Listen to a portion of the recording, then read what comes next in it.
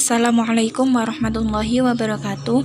Kepada dosen pengampu Bapak Muhammad Bahaudin yang saya hormati dan juga teman-teman semua yang saya hormati. Di sini kami dari kelompok 4 akan membahas tentang tujuan pendidikan hadis Adz-Dzamiri nomor 250. Perkenalkan, saya Maulidah Fitri Anjani dan juga teman saya Dina Nala Ilma. Hadis Adz-Dzamiri nomor 250. Akhbarona Qabisah, akhbarona Sufyan an Atha bin Sa'ib an Hasan an Abdillah bin Mas'ud. Qala a'dhu aliman aw muta'alliman aw mustami'an wa la takun ar-rabi' fatahlik. Yang artinya telah mengabarkan kepada kami Qabisah, telah mengabarkan kepada kami Sufyan dari Atha bin As-Sa'ib, dari Al-Hasan dari Abdullah bin Mas'ud radhiyallahu anhu. Ia berkata, siapakah diri kamu untuk menjadi seorang ulama, seorang pelajar, atau seorang pendengar setia? Dan janganlah kamu menjadi bagian dari yang keempat, niscaya kamu akan celaka.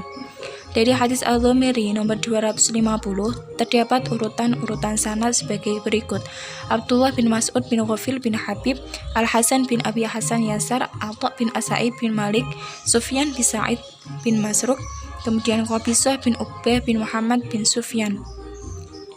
Biografi dari para perawi di atas. Yang pertama yaitu ada Abdullah bin Mas'ud bin Ghafil bin Habib, kalangan sahabat, kunyah Abu Abdurrahman, negeri hidup Kufah, tahun wafat pada tahun 32 Hijriah. Kemudian Al-Hasan bin Abi Hasan Yasar, kalangan tabi'in, kalangan pertengahan, kunyah Abu Sa'id, negeri hidup Basrah, tahun wafat 110 Hijriah.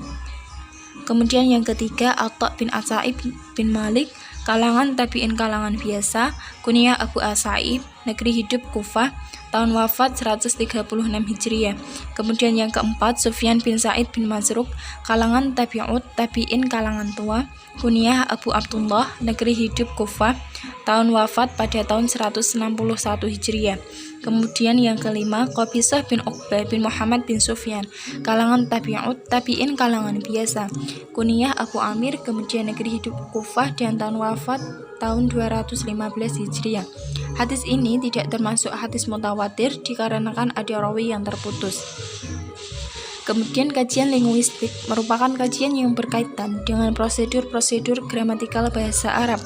Kajian seperti ini sangat diperlukan karena setiap teks hadis harus ditafsirkan dalam bahasa aslinya, yaitu bahasa Arab.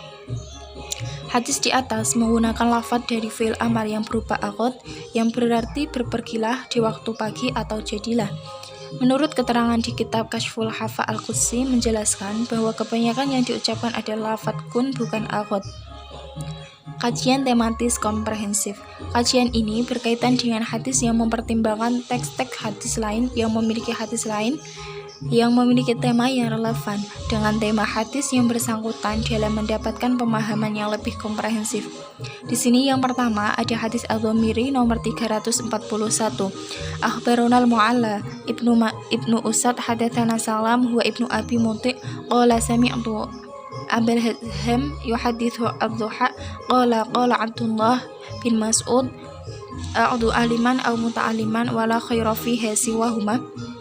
Telah mengabarkan kepada kami Al-Mu'alli bin Asad, telah menceritakan kepada kami Salam ibnu Abu Muti'.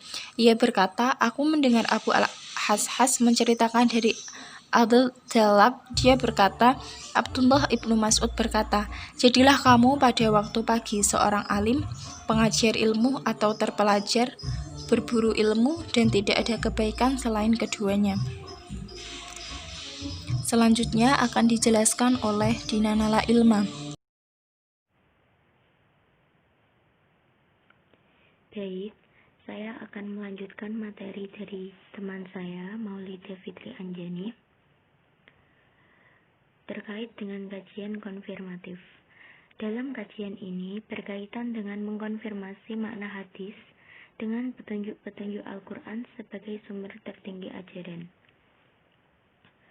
Pada Quran Surat An-Nahl ayat 78 yang berbunyi, A'udzu billahi minasyaitonir rajim.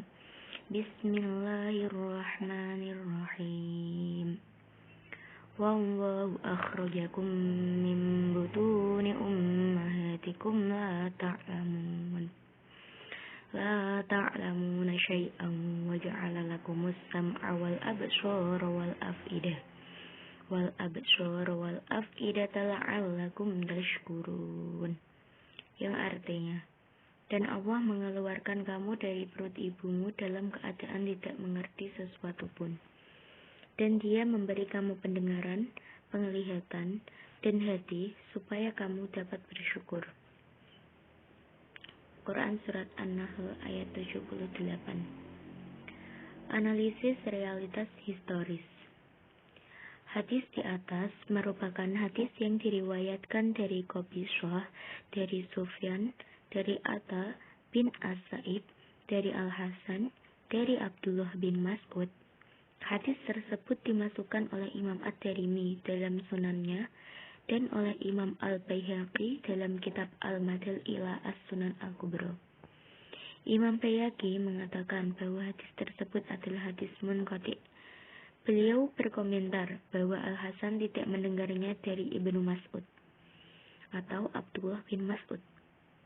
Sedangkan Atta terbilang ikhtilat dan Qabishah terbilang suatu rawi yang adil namun debitnya lemah. Khalid bin Abdullah tidak setuju. Maka beliau meriwayatkan dari Atta bin As-Sa'ib dari Al-Hasan secara mauquf.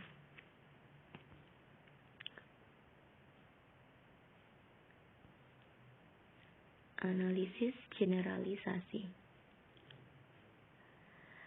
Kajian ini berkaitan dengan makna universal yang tercakup dalam hadis yang merupakan inti dan esensi dari sebuah hadis. Tujuan pendidikan menurut hadis Nabi Shallallahu Alaihi Wasallam merupakan penegasan dan bentuk penguatan tujuan-tujuan pendidikan menurut Al-Quran, yakni membentuk dan membina manusia secara pribadi dan kelompok agar mampu menunaikan fungsinya sebagai hamba Allah dan khalifahnya yang merupakan tujuan penciptaan manusia. Kritik praksis. Kritik praksis yaitu mengaitkan makna hadis yang diperoleh dari proses generalisasi ke dalam realitas kehidupan kekinian, sehingga memiliki makna praksis bagi problematika hukum dan kemasyarakatan kekinian. Sesuai dengan hadis nomor 250 tentang tujuan pendidikan yang mencakup orang yang berilmu, pembelajar, pendengar, dan pecinta ilmu. Menuntut ilmu hukumnya wajib bagi kita seorang muslim. Jadilah kamu pada waktu pagi seorang alim atau terpelajar, dan janganlah kamu menjadi selain itu, karena selain itu adalah kebodohan. Orang yang berilmu sudah pasti berbeda dengan orang yang tidak berilmu atau bodoh. Orang berilmu lebih utama daripada orang-orang bodoh. Ia senantiasa dapat mengambil pelajaran dari kehidupan dan peristiwa yang terjadi di sekitarnya. Seperti ketika kita melihat tumpukan sampah, misal, dalam pandangan orang bodoh, tumpukan sampah hanyalah suatu hal yang menjijikkan dan tidak berguna. Berbeda dengan orang yang berilmu, ketika melihat tumpukan sampah, baginya merupakan sesuatu peluang atau penghasil uang yang akan diolah sedemikian rupa dan dapat dimanfaatkan. Tentu hal ini berbeda dengan cara pandang orang bodoh yang sering melihat sesuatu dari sisi negatif. Setiap peristiwa terkadang disikapinya dengan keluh kesah, caci maki, dan putus asa. Nah, keutamaan orang berilmu juga terdapat pada saat dipandang baik oleh Allah, manusia, maupun makhluk lain. Allah memandang orang berilmu sebagai makhluk mulia, sehingga derajatnya akan diangkat ke tempat yang lebih tinggi. Dan orang yang berilmu akan lebih memahami tentang kehidupan. Seperti di masa pandemi ini, kita diwajibkan untuk menuntut ilmu dengan pembelajaran, walaupun sistemnya online atau daring. Kita harus pandai dalam mencari ilmu, karena mencari ilmu tidak hanya dilakukan dalam bentuk formal. Dengan perkembangan teknologi yang semakin pesat, tentunya kita dapat mengakses dengan mudah informasi dari internet. Karena proses pendidikan dan pembelajaran saat ini tidak terlepas dari perkembangan informasi dan teknologi.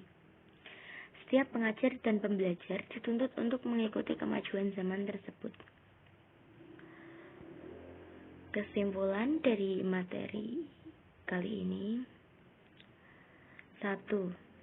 Pendidikan adalah usaha sadar dan terencana untuk mewujudkan suasana belajar dan proses pembelajaran, agar peserta didik secara aktif mengembangkan potensi dirinya. Yang kedua, pendidikan Islam adalah pendidikan yang sengaja didirikan dan diselenggarakan dengan hasrat dan niat, atau rencana yang sungguh-sungguh untuk mengejawantahkan ajaran dan nilai-nilai Islam. Yang ketiga, tujuan pendidikan menurut hadis Nabi, yakni membentuk dan membina manusia secara pribadi dan kelompok agar mampu menunaikan fungsinya sebagai hamba Allah dan khalifahnya, yang merupakan tujuan penciptaan manusia. Tujuan umum pendidikan adalah meraih kebahagiaan dan meraih hidayah Allah Subhanahu wa Ta'ala. Dan yang terakhir, keutamaan orang yang berilmu akan dipandang baik di hadapan Allah dan akan ditinggikan derajatnya oleh Allah Subhanahu wa Ta'ala. Sekian dari kelompok kami. Apabila ada kekurangan, mohon dimaklumi. Akhirul kalam, wabillahi taufiq wal hidayah. Wassalamualaikum warahmatullahi wabarakatuh.